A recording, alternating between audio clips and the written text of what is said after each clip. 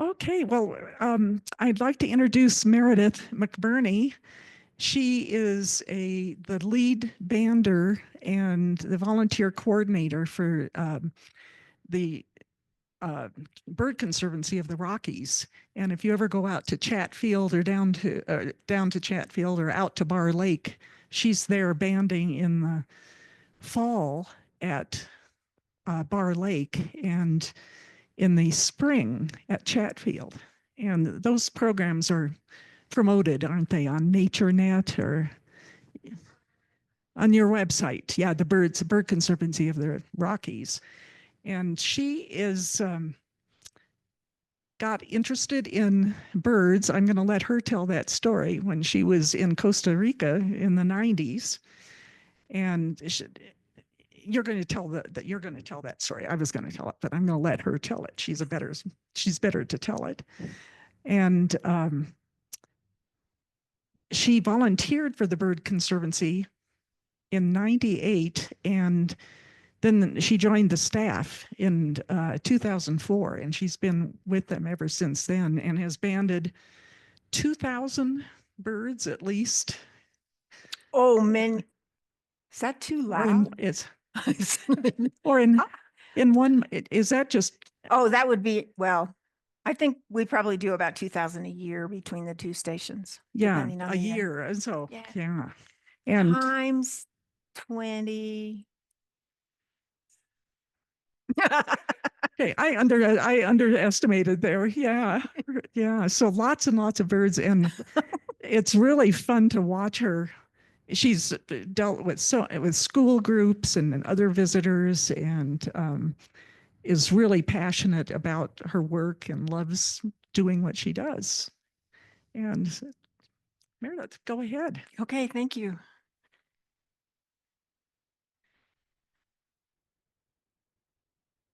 Can everybody hear me? Okay. Yes. Can everybody online in Zoom, can the Zoomers hear me? We can, thank you. Great, thank you. Thanks for having me, and I really appreciate the opportunity to share with you some thoughts about bird banding, what I think of bird banding past, present, and where we're going in the future. There was a time not too many years ago when it seemed like bird banding was going to disappear. I mean, why are we doing this? The goal of catching birds, putting on a band, and then thousands of those would be caught again, and we'd learned everything that we needed to know about where birds go. Turns out that's not true. Very, very few of the birds that we band are recaught again. So why do we still ban birds? That's where we're going to start. Carol mentioned that I was going to tell you about how I got into birds. And what I want to say is that, and I should mention, we've got 3 banders in the room, sitting right here. John, Meg, and I'm sorry, Renee. So they're going to help me with this now that I know that they're here tonight. Every bander I've ever talked to remembers their first fondle. That's the first bird you've ever held.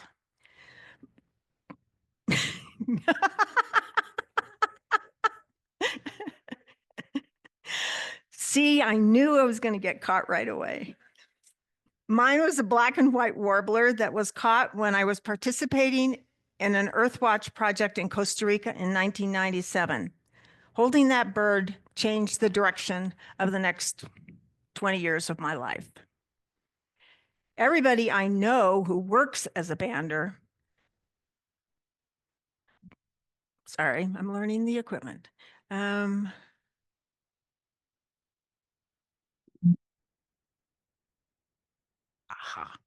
Every person I know who works as a bander does it because of the sheer joy of spending a moment up close and personal with a bird. Putting on that band, determining its age and sex, measuring, assessing its health, and then most importantly, returning it to the wild.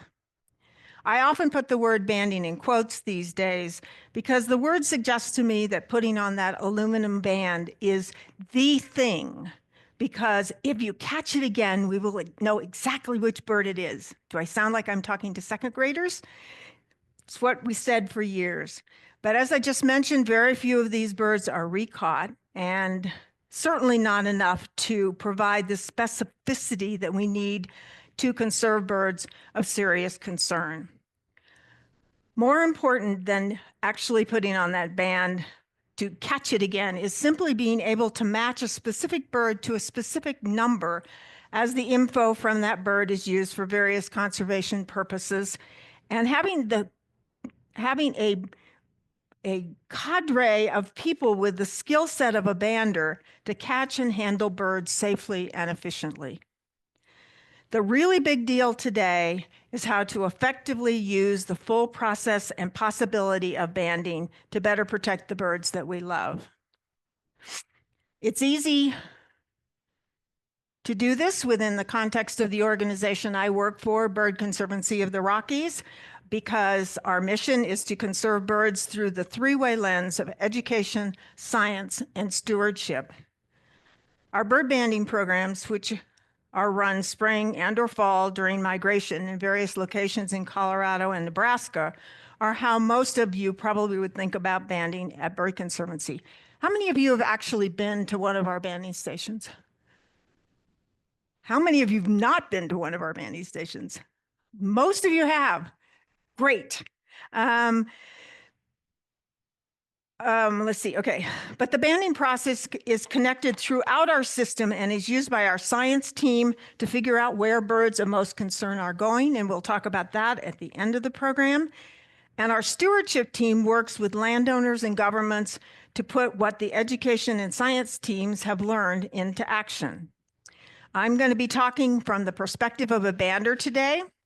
I encourage you to invite one of our science people to come back and talk about it from the perspective of what they are learning. They will probably not mention putting a band on that bird, even though they did. All right. Quickly, history of bird banding. The legend has it that the first U.S. record was in 1803 when Audemont swears he tied silver cords to the legs of a brood of eastern phoebes near his home in Philadelphia. He was able to identify two of the nestlings when they returned to the neighborhood the following spring with those silver threads still attached. Scientific banding began in North America in the early 1900s, and they were specifically tagging big birds, so they were doing Canada geese. By 1920, the Bureau of Biological Survey, which is now the U.S. Geologic Survey, and the Canadian Wildlife Service were jointly organizing and assisting the growing numbers of banders and their results. These government entities continue to jointly administer the North American Bird Banding Program, which we all refer to as the Bird Banding Lab. They control bird banding in the United States and Canada. It is a well-controlled system, I think. They license banders, and then you can't get bands to put on the birds unless you have that license. Bird Conservancy holds the license for all of us who band for them, and I and a couple of people in the audience are on their permit. Okay. A bit about the evolution of migration banding stations at Bird Conservancy. When Bird Conservancy started, we didn't do it. In about 1986, 85, banding was one of the first things they decided to do.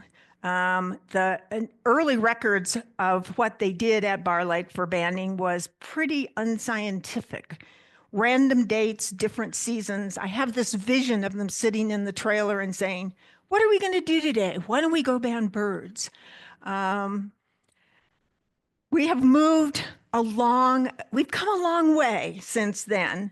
And at Barr in particular, we've made major changes that allow us to have more consistent data and be able to better compare year to year. All of our stations have stricter banding protocols. The bird banding lab gives us a lot of information. And in a minute, I'll talk about this famous book called Pile. The answer to any question, what kind of bird is this, Meredith? I don't know, look in Pile. What's its age? I don't know, look in Pile. And so there's been a lot of controls in getting banding better done in the United States, I think, and at our stations. We track based on net hours. If you just count the number of birds you catch every year, and that's it, and then you draw a graph, it's probably way off from what really happened. Because some days you band, some weeks, some days you band longer hours or shorter number of hours. You have more nets open, it starts to rain. Depending on the year, you could have more rainy days or fewer rainy days, and that would drive up your numbers or down. So coming up with some other way to evaluate how much time you have at your banding station every year and getting it down so that you're comparing it at the same number. And what we use is net hours. Basically, we have a 12-meter net. You set it up, you open it, it's open for an hour. That's a net hour. You have a 6-meter net, you open it for an hour, it's half a net hour. And it gives us better data. We are open now at Barr the same days every year. We were talking earlier about how we used to open the last Saturday in August because there was always a big event at Barr Lake State Park. And the decision was finally made that the birds didn't understand that that was the opening day of the banding station and they should start to arrive. So we picked a date, which is August 22nd, and we run 9 weeks. And to the extent the weather is good, we're running 6 days a week. Consistent number of nets and net locations, which I think makes a lot of sense. And then the same schedule every day. We used to, and most of our stations I think still do, open at 6 or 6:30 or 7. Pick a time, tell all your volunteers, everybody comes, it's very easy. Decision was made that the birds didn't know what 6:30 was. They said they care about sunrise. If birds in your yard are usually more prevalent first thing in the morning, they come out, once the sun comes up, they're gonna feed at your feeders, and then by 11 or 12, they've gone take a nap. Birds migrating through. It's dawn, they've been flying all night, that's when they look for a place to stop and feed and recover for a day or two. So at Barr, we've moved to opening the nets 10 minutes before sunrise. And John, who's sitting right there and volunteers on Thursdays, I'm sure every Thursday morning in August, late August and early September is saying, I have to get up and be at the banding station by 6:40 in order to. And then by the middle of October, when sunrise is 7, everybody's like sleeping in, right? So we've made some changes to be effective for the birds and to get better data. We do a lot of work at our Barr Lake Station. We have, in order to do the amount of work that we do with one lead bander, one paid bander, and occasional assistance from our banding manager and our one banding trainee, which we'll talk about in a minute, 4 to 5 volunteers every day. They are absolutely committed. They are absolutely dedicated. The longest term volunteers started 2 years before I did, which takes us back to 1997. It's exciting, but almost all of our volunteers have been around for a long time, and it makes a huge difference. Okay. Sorry, I gotta do all these things that I forget about. I'm going to talk about these separately. These are basically our goals for banding. Education is prime, training, data collection and analysis, which is all this information that we gather on all the birds. And then these 2 big topics, which are the future of, right now, I think key to the future of conservation of birds and are also require really good banding skills. So, education. I believe banding is a gateway drug. If you're going to conserve birds, people need to care about them. We know from experience that seeing, feeling a bird up close can make all the difference in someone's interest and perception of birds. And once they're hooked, we have them. And we talked earlier about visiting banding stations and seeing the birds, and we're open sometime at Barr, we're open sometime every morning, early morning for visitors, anybody who wants to pay $7 and come out and be close and up front with some small birds in a small group. We do the same thing on weekends, and then we have school groups out. And it is absolutely amazing how a third grader reacts to birds the first time they see them up close. So we are very focused on education because it works and because, quite frankly, the money to fund our banding station primarily comes from education sources. Adams County and SCFD are both very happy to have a program like ours, which is bringing kids out, getting them into nature, getting them excited about being outdoors. We've started doing more and more training because we have recognized that there are a lot of young people who, they come out to the banding station and then they come out to the banding station and we start them in as volunteers when they're in school. These kids are going to grow up and be ornithologists, and we want to give them a head start. So this is just 3 of the young people. I happened to get them all out at Chatfield on the same day about 3 or 4 years ago who learned their basic banding skills at Barr Lake and Chatfield and are taking those skills, got them through college, gotten Megan through graduate school. Santi's off in South Africa right now with the Organization for Tropical Studies. I think you guys sent him to camp one year, right? This is the kid you sent to camp. He is graduating from Cornell. He's applying for a PhD program, and he's studying in South Africa. It's just phenomenal. Okay. We also took the big step to add a banding trainee at Barr. It is a skill that is pretty much required if you're going to do ornithological research, but the universities basically don't teach it. So we have, for the last 3 years, taken on one young person who wanted banding skills, needed banding skills. We pay a small stipend. It was an experiment. We wondered if it was work. We didn't think we'd had very many applicants. What would we do if we didn't get a qualified applicant? And all 3 years, we've had over 100 applications for this assignment. They come, they spend the 9 weeks with us, and in exchange for being my slave, they learn banding skills. So those are some things that we are trying to do to keep the world of banding sophisticated and growing and competency laden and that sort of thing. All right, here's our data sheet. Some of you have seen this. We don't spend a lot of time talking about it when we have birds, and since we don't have birds now, we can talk about it. All kinds of information has to get written down. It has to get written down correctly.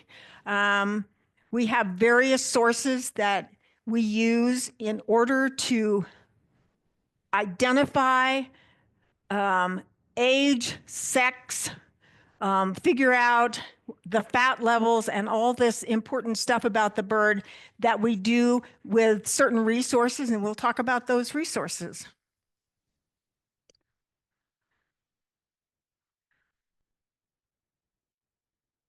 And let's see, my next slide takes us to, this is a typical day at the banding station. Can we see that?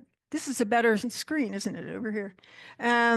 This is a typical sort of banding day session at our banding station. And our banding trainee in 2023, Lauren Rue, wrote a, that's great. Is that better for the audience? Yeah. Okay, good. Lauren Rue wrote a blog at the end of the season about the sort of strange world that banding staff and volunteers function in. I read it and I thought to myself, oh my God, that's us, and I don't know what to do about it. So I thought I'd share it with you. This is her quote. When we get back to the station, our recorders excitedly prepare to juggle the 2 to 3 banders who will put out birds and who will pull out birds and start yelling data in code like 1B, last 3963, WEWA, 2 by S, S is a 3, F by P, no CP, no BP, 1 fat, 7.4 grams. And I thought, I mean, that is embarrassing. But that's exactly what we tend to do when we get into this sort of organized chaos. And as I look at this picture, I can count 2 banders. The big guy over there on the left-hand side is our banding manager, and he's giving information to the teenager who's sitting there recording for him. And then I'm over here giving information to the teenager who's recording for me. And over here, we got Susan Rosine, who is our sort of mama bear, take care of whoever happens to be recording that day, and photographer at the banding station. And she's busily doing envelopes, which are going to have feathers put in them for the Genoscape project, which we will talk about in a minute.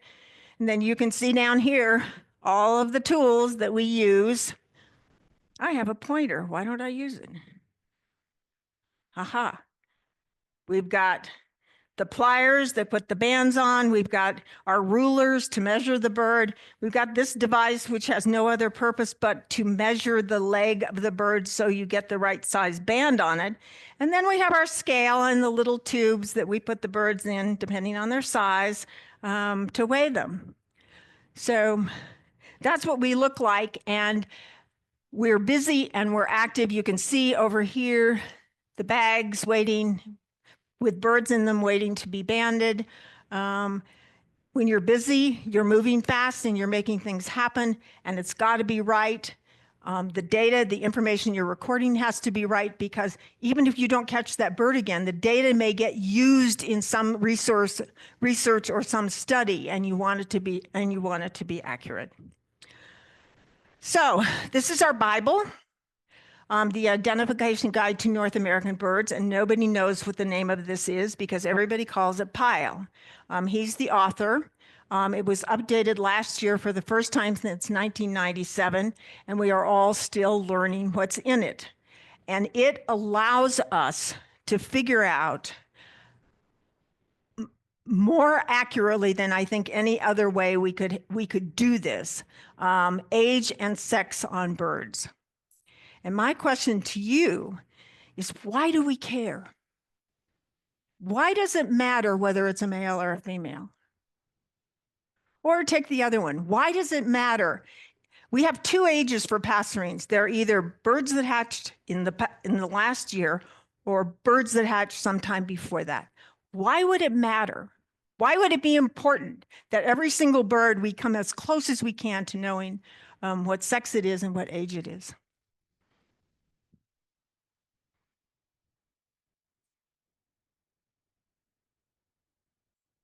Yeah. What if this year you age a whole bunch of birds, and you come out and you say, when they're coming through in the fall, you expect there to be a lot of young because they've just hatched. You got 2/3 young and 1/3 adults. The next year you have 1/3 young and everybody else is an adult. What is happening? Something bad is happening, right? Yeah, that's absolutely right. Another possibility is young and adults have different patterns. The young migrate first. The adults usually wait and migrate after they molt. So we've got them coming through at different times, and maybe something happened during that time period that where after the young had left. There was a wonderful study done. It was some warbler study in the Great Lakes region where they spent years trying to figure out why the population of the species was declining. And they kept thinking to themselves, it seems to be the young. Why? What it might be happening? And what they finally figured out was that the young of the species made a move before they migrated. And where they had done all this work maintaining the habitat where the birds were actually raised and breeding and fixing it up and trying a whole bunch of different things, and nothing seemed to be working. And then they realized that the young had gone over there, out by the highway, where they were paying no attention to the habitat. The habitat was being degraded, and every year the number of young was going down. I mean, it's really important to get this information and to get it right. So we have this guy writing these books and doing this kind of stuff for us. I'm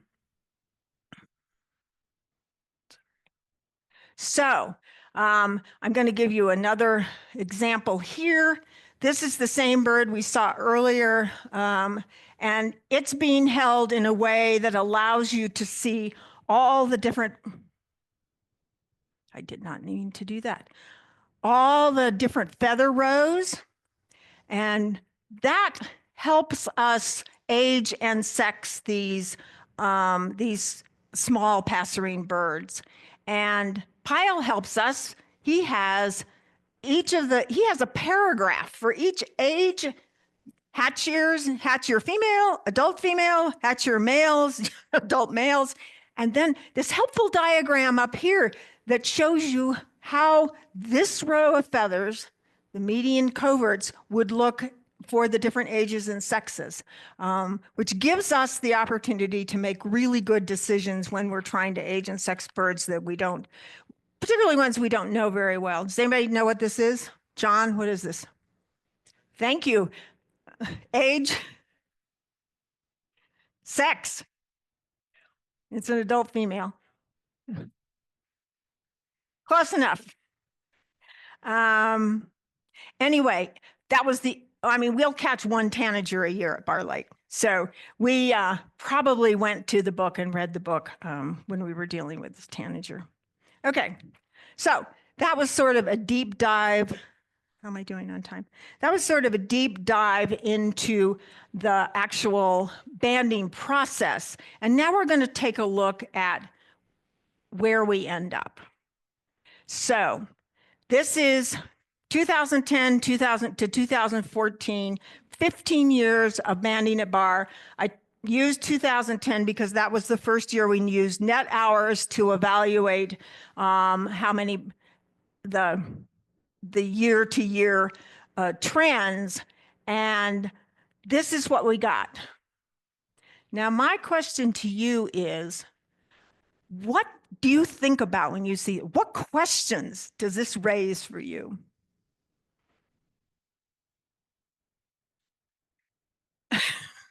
What happened here? Yeah. Oops, yeah. What happened here? I'm not sure what happened there, but I know what happened here. Exactly. COVID. My question is, what were we doing that year? We were doing nothing.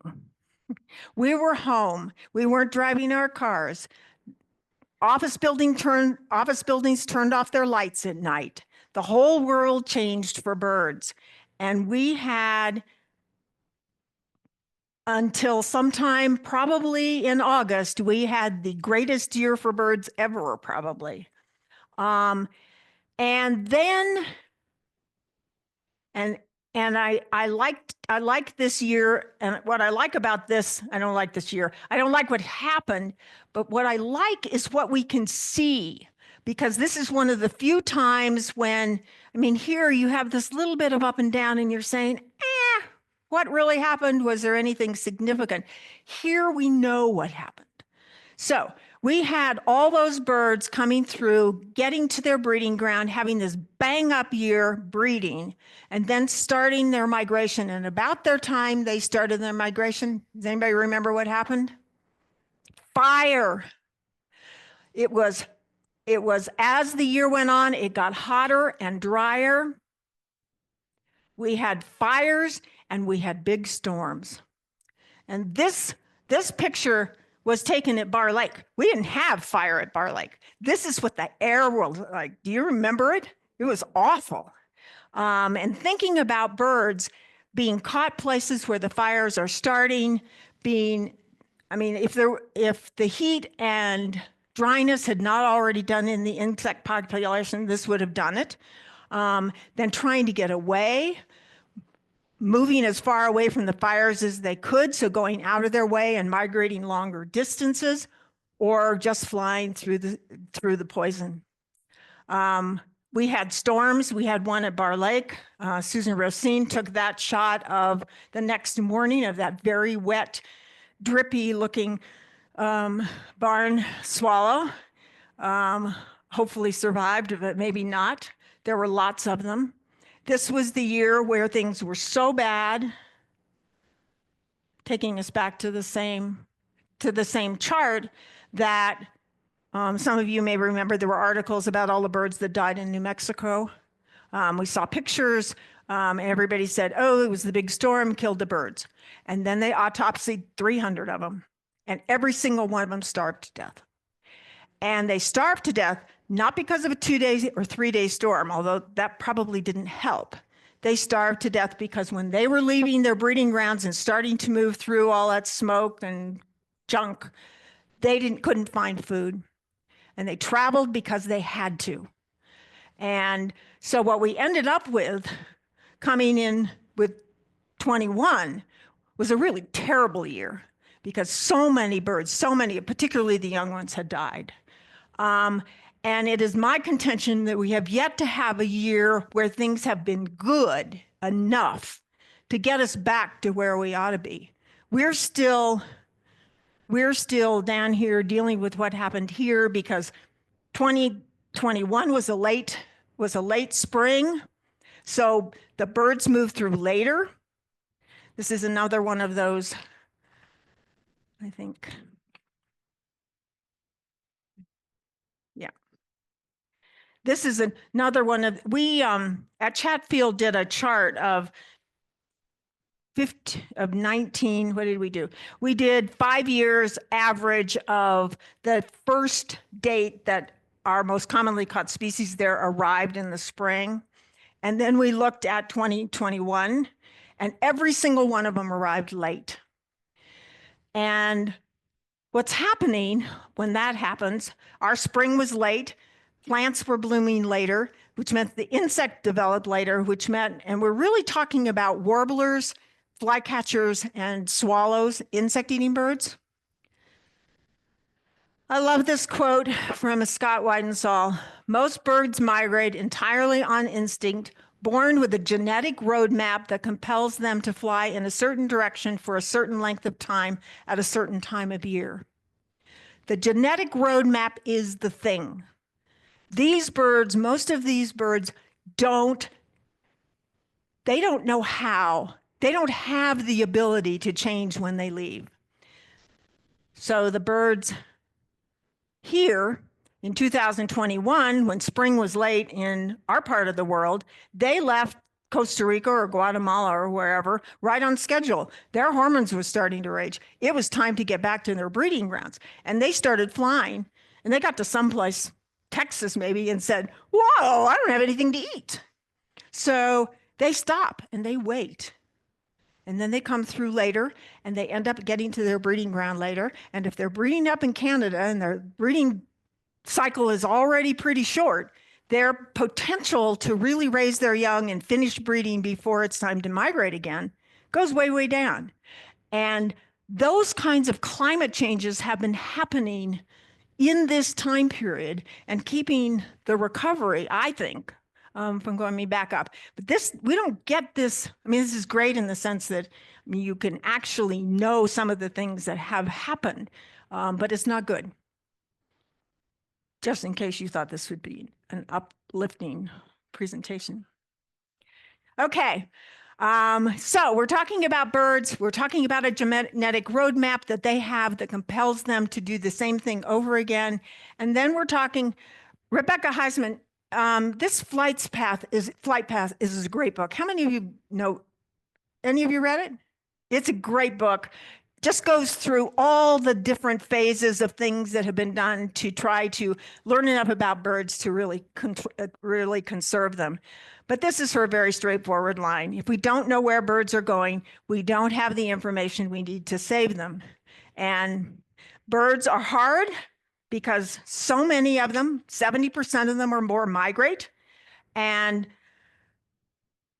their migration can take them hundreds, if not 1,000 miles away from their breeding area. And they do the same thing over and over again.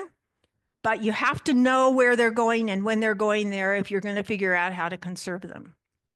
So we are now looking at not just figuring out where you put the band on and that snapshot, or hoping that you catch those birds someplace else, but what happens in between and how it all fits together.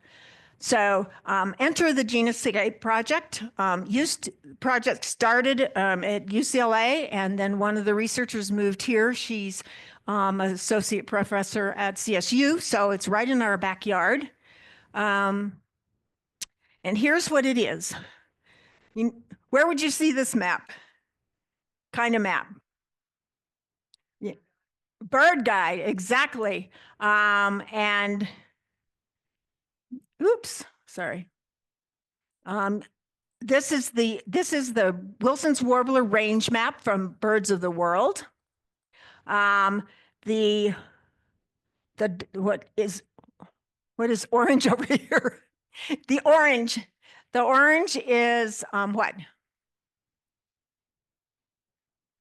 Breeding ground, yeah. The yellow is migration, and the blue, wintering grounds. Now, if you're a birder and you're in Iowa and it's July and you're saying, I think that's a Wilson's Warbler, and you look at this map, it helps you know you're not looking at a Wilson's Warbler.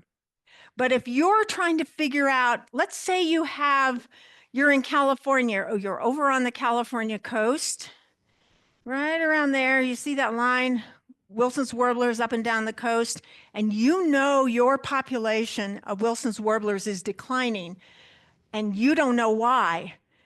This isn't going to help you know anything, really. So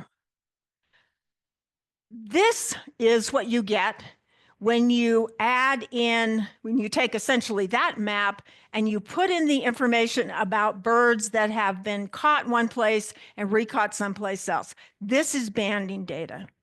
Now, this is not up to date. It's about 5 years old. There's been a few more added, but generally you get the idea. There's more information than there is there, but probably not enough to really save or conserve a species of concern. So we get the Genoscape project.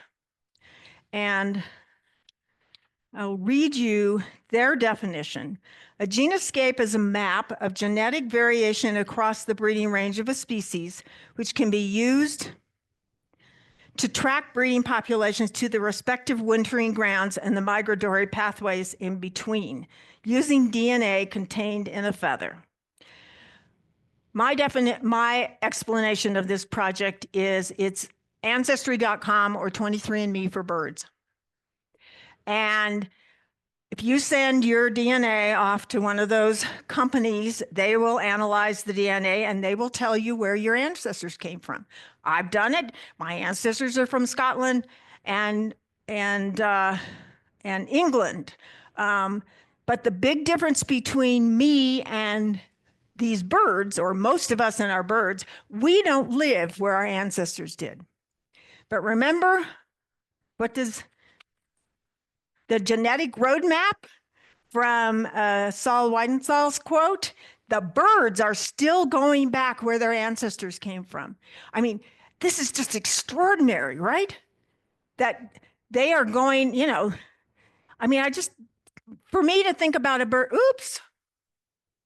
for me to think about a bird coming from here in, 100 years ago, and the ancestors, years and years and years later, are still doing the same thing. It is just extraordinary. But it also makes it easier to use the DNA to find out more information. And their goal is to do 100 species of these little birds. These little birds are so small that the various kinds of things you can put on them and release them and track them, are very, very expensive. And for Wilson's, I mean, they're pretty small. You probably couldn't put most of the trackers on them anyway. But they have done Wilson's, and this was the first one they did. You can see you don't have complete information. It's easier to see it over, the colors are so much better over here. The orange down here, our Wilsons that are up in here, they end up down here. They're not up in Mexico. There's way down here, practically in Panama. These California birds, the ones that the people in California recognize as being in deep trouble, all end up down here in Baja, which used to be I guess, pretty nice bird habitat, and now is a really great place if you want to go deep sea fishing or play golf or anyway. So this is a huge project. It's a lot of breakthroughs and relatively inexpensive on a bird by bird, species by species basis once you get the map done. And you're all saying to me, what is it that we do? They're doing 100 species. They need hundreds of samples for each of these species, and they're in a lab. And they are partnering. The world of birding is about partnering. They are partnering with banding stations around the country. And what do? We catch the bird, we gather the data, we put the feathers, we pull the feathers, we get the feathers into the envelope. They need the same information on this bird that we're gathering on every bird we catch. And then we spend a lot of time making sure we haven't done anything wrong and made any mistakes. And then we send the envelopes off to the Genoscape lab at CSU. We are very proud to be part of this project. You guys pulling feathers? Yes? So far, I mean, we're one of the top 5 contributors to feathers to the project. We have contributed 8,105 feathers, or twice that number of feathers, but feathers from that number of birds over the last, 6 or 8 years. It's huge. And just incidentally, 1,200 of those were Wilsons. So anyway, finally, my last, and this is the biggest, newest, fanciest thing that's going on in trying to figure out where birds go. And it's been done a lot in the East. It's just starting here in our part of the world. And it's called MODIS. MODIS is the Latin word for motion. And this tracking system, you need a device, you need your bird of serious deep concern, and you need your MODIS tower. And these MODIS towers are being put up all around our part of the world right now. So far, I think, nope, there it is. So far, we've got Bird Conservancy has installed 85 of them. And we've put these trackers on about 320 birds. There's 3 or 4 in the Denver area, one's at the Arsenal, one's out at the Bird Conservancy office. These out here on the plains are on ranches with partners, people that we partner with. And the more towers you put up, the more likely you are to catch these birds again. These grassland birds are going extinct. We've got 5 focal species, 3 of which are sparrows, and then there's 2 longspurs. You have that little device, you put it on the bird. You can, I think, see that's the antenna. You can see it there right down, coming out of that person's hand. That's what pings off the tower. And they're devised so that they're individualized to the bird. So when it pings off the tower, and you have to get within 10 miles of it or something, so it can pick it up from a fairly long distance. And you get the information on that bird. Now, I'm here to talk about banding. So if you were talking to our MODIS people, they probably wouldn't spend much time talking about the banding part. But how are you going to get the device on the bird? You got to catch it. You got to identify it, age it, sex it, all those things, and then put on the device. And here, this was a blog done by a woman who runs, she's a seasonal bander, but she's been running our Chico station for, I think, 3 or 4 years now. So she's been with us a lot. And she then turns around and spends the winter down in the Chihuahuan Desert, southern Texas, northern Mexico, working on this project for us, along with other people. And you can see the net. We would never in a million years at one of our banding stations, a regular banding station, put a net up in a place where you could see it like that. We put it up against habitat that sort of obscures it, and the bird is looking through, aiming for the other side of the habitat and doesn't see the net. Here, there's not a chance that a bird flying through is going to get caught in that net. He's going to see it from a mile, probably a mile away. But the birds are down in this grassy stuff. This is where they winter. They spent a lot of time determining that the best time to try to catch these birds is when they congregate in the winter down in the Chihuahuan Desert. And you can see that, 6, 8 nets maybe strung in a long line there.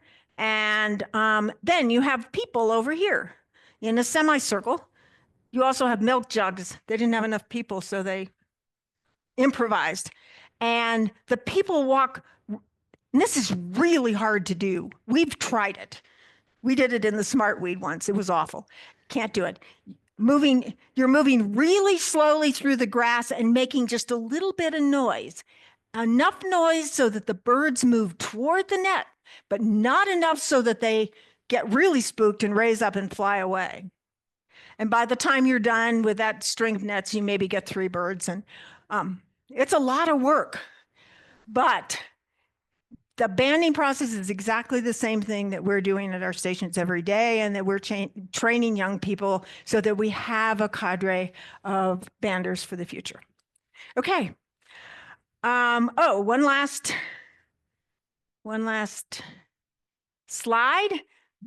You can go to modis.org and you can see it's all online. You can see every bird that has a tracker on it, that has been seen, picked up by one of these towers any place in the United States. Most of them are still in the East. We're starting to get them here with the ones that we have been banding and the towers we've been putting up. You can see the device on, again, this Baird sparrow, and online, these are alive, so you watch them move. But I didn't do that because I figured I'd mess up today. So this bird was banded in January of 2023 at Marfa, Texas, which is about here. And then it wasn't picked up by a tower until it got to here. This one is spring, moving north, and then we lost it here. Clearly it went further because in the fall, it was picked up the first time up here. It came all the way down, and that was the last time it was seen, at least when I picked up this article. So really getting a better sense, and if you get enough of them, we will have a much better idea of where they're going and what we need to do in order to save these. And it's, their grassland birds are in a lot of trouble. So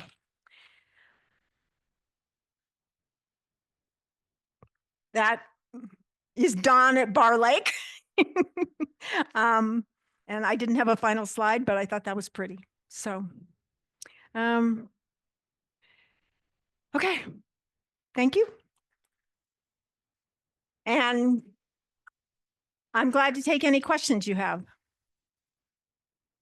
This is a really stupid question, but when you're doing the feathers, is it like one feather per envelope, or you have just a whole bunch of feathers in there, or? Yeah, we just take them and throw them. Yeah, yeah. So you've got one feather in one envelope. No, you're absolutely, it's not a stupid question. It's a really good question. It's an excellent question. We pull two feathers from we pull tail feathers. They're the least strongly attached feathers. Tails, birds lose their tails a lot. They're flying, a hawk grabs them.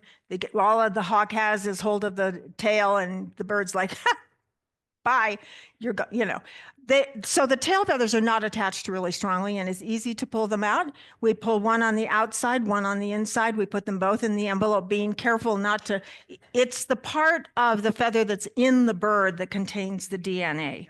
So, and they want two feathers, I suspect, for a whole variety of reasons. Well, and it's amazing that one of the really great things about it is you don't have to keep it cold. Once they have them, the samples are good for forever. Garth Spellman, who's the ornithologist at the Museum of Nature and Science, has been doing a big project with house friends trying to separate the two. Anyway, you don't care. But he's using feathers, some that are, 10, 15 years old. These feathers, if they don't use them now, they'll use them sometime. I do. Meredith, how much work is it adding to your team to collect the feathers and record the data again? I'm just interested in sort of, I think it's wonderful that you can do that and feed these other projects. And I'm just curious what the added effort is by your team to contribute in those ways to those big national studies. Yeah. And when we first started doing this, 8 or 10, we attempted to collect feathers even before we had a specific purpose, because Pete Mara, who used to run the Smithsonian Bird Institute and is now somewhere else, but he was the big name in birding for a while. And he came out and spent a day with us, and he said, you might as well start collecting feathers. This is the thing of the future. And we kind of went, well, why not? Because it was at a time when we were feeling like we weren't sure that banding was going to be of any importance going forward. And so we started then, and the first couple of years were really hard. And the person would get mixed up, and you had to get it's chaos, and you can't have somebody who doesn't know what they're doing it. And so the first couple of years were difficult, and we were only we started with one species, and that's all we did. But our volunteers are amazing. Susan, who asked the question about the funding just a minute ago at Barr, she is there every morning running the recording process at Barr. And, she's the one who was over here on the side making sure the envelopes were getting done when we had 2 banders going.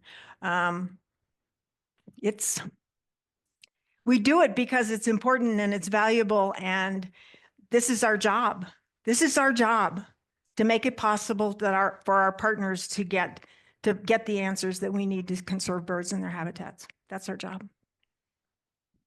Thank you. Anybody else here in the?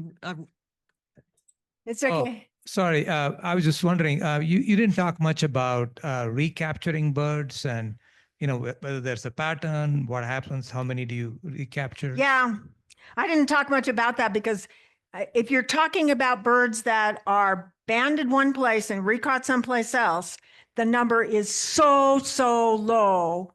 You saw that one slide where we were looking at Wilson's warblers and how many, that was all about 5 years ago. That was all of the Wilson's warblers that the banding lab knew of that had been caught one place and recaught someplace else.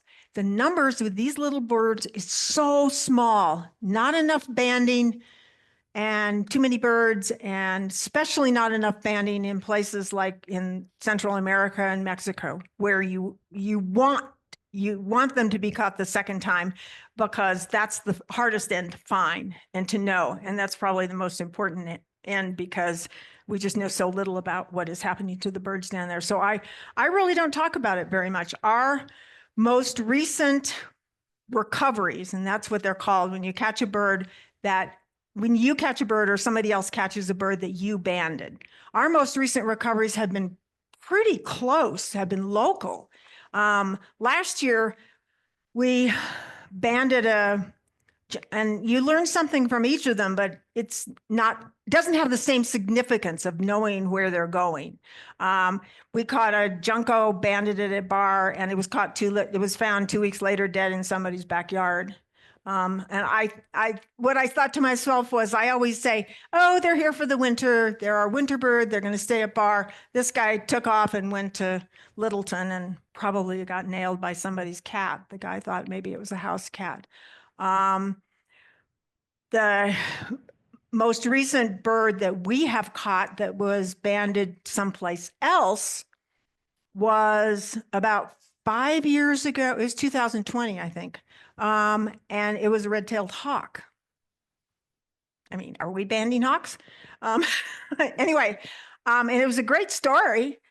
The hawk and a sibling had been in a tree in the nest. They couldn't fly yet. There was a big windstorm. The tree fell down, the nest fell out, and the 2 of the 3 of the babies survived, and it was up in Wellington. And the owner, some humans found it and took it into rehab. Rehab raised them.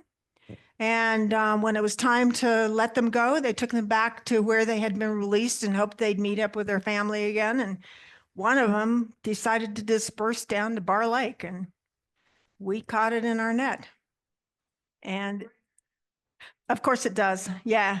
A red-tailed hawk will kill your net. I mean, it'll destroy your net. Yeah. It probably will eat a bird at the same time. But I mean, it's very exciting. It was exciting, but it's not what we sort of thought we were aiming at when banding started. So yeah. Oh, Okay, sorry. Another question here. What about the MODIS system? Does it pick up quite a few more birds that have the tags on them?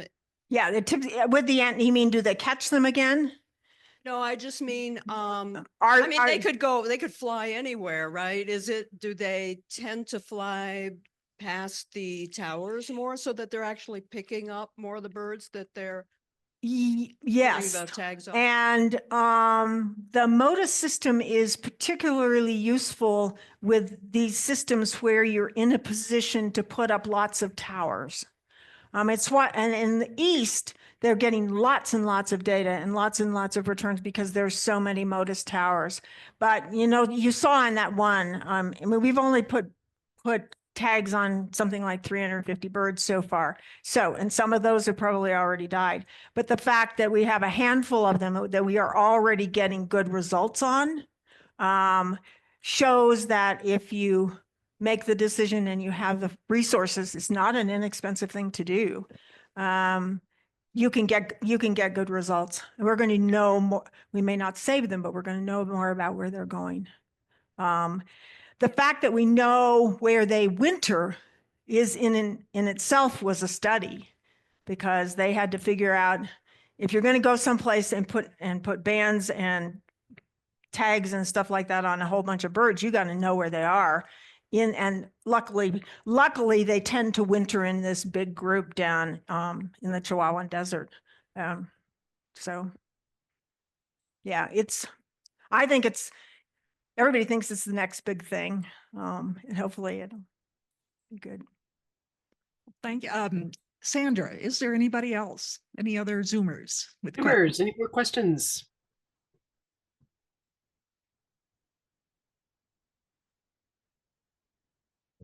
I have one more question for you, Meredith. What's the favorite bird you've ever caught? Something rare or special or surprising to you? It's a really hard question. I don't have a favorite. My favorite at the moment is, and this tends to happen, is a bird that we caught this fall, which is a bird that not only had I never fondled before, I didn't know what it was. So it was very exciting. And Joyce Commerson, some of you may know her, who's a very scientific minded person who's very calm and collected. And she came back with her bags and she hung them up and she came over and she got me and she said, I need to talk to you about this. And I'm like, okay. And she said, now, that's a white crowned sparrow. I know that for sure. And this has got some yellow on it, but I don't think it's a white-throated. That's a white. So I opened the bag and pulled it out, and there we had a golden crowned sparrow, which is, I mean, doesn't belong here. I've never seen one. I looked at it. I mean, they're not particularly, there's nothing particularly bright or exciting about them. And this was a very sort of muted one. And I'm standing there and I'm going like this. And I turned around and I'm like, Charlie, Colin, anybody? You were there that day, weren't you? No. Okay. Anyway, so it was my favorite bird this season because it was a totally new bird and it just was very exciting. And then the year before we had something that I thought was really amazing. We spent, half an hour with a group of people who were not really birders, but they were very excited because we couldn't figure out what it is. And we spent all this time trying to figure it out. Luckily, it was the only bird we had at the time. And Susan finally put it into Merlin and it came up as a yellow-rumped Townsend's hybrid. Yellow-rumped warbler, Townsend's warbler hybrid. I mean, do you think about those two birds breeding? Yes. Merlin knew what it was. Yeah, and it took forever. And they'd say, I'm pretty sure it's a Townsend. And I'd say, look at the butt. And then there's like, well, yeah, I see it's yellow, but of course. What about changing the birds' names? How is that going to affect the banding codes? Sorry, that may be too long. I'm going to give you my short answer to it. And it's going to change the banding codes and it's going to be a mess and it's going to be horrible. But as a bander and an educator, explaining the names of some of these birds to a third grader who's old enough to understand that the name makes absolutely no sense, I just think we ought to, we're gonna have to change some of them for a whole bunch of other related reasons. And I hope that they pick names that fit the bird. I hope they pick names that don't fit just the adult male or just, I mean, Orange Crown Warbler, which is a name they're probably not changing for any reason. But, the females, most of the females don't have orange. You can't see the orange in the field. I mean, to a beginning birder trying to figure out that's an orange crown, does it make any sense at all? No, it really doesn't. So anything we can do to improve the names of birds, I think would be great. And since they're going to change some of them and mess up the codes, what the hell? Well, thank you so much, Meredith. Oh, thank you, everybody. Come out and visit. Let's see, what are we heading? We're heading into spring. We open April 24th at Chatfield for 5 weeks. And it's up on the Audubon website and our website already, the information. And to sign up, you go to the Denver Audubon website.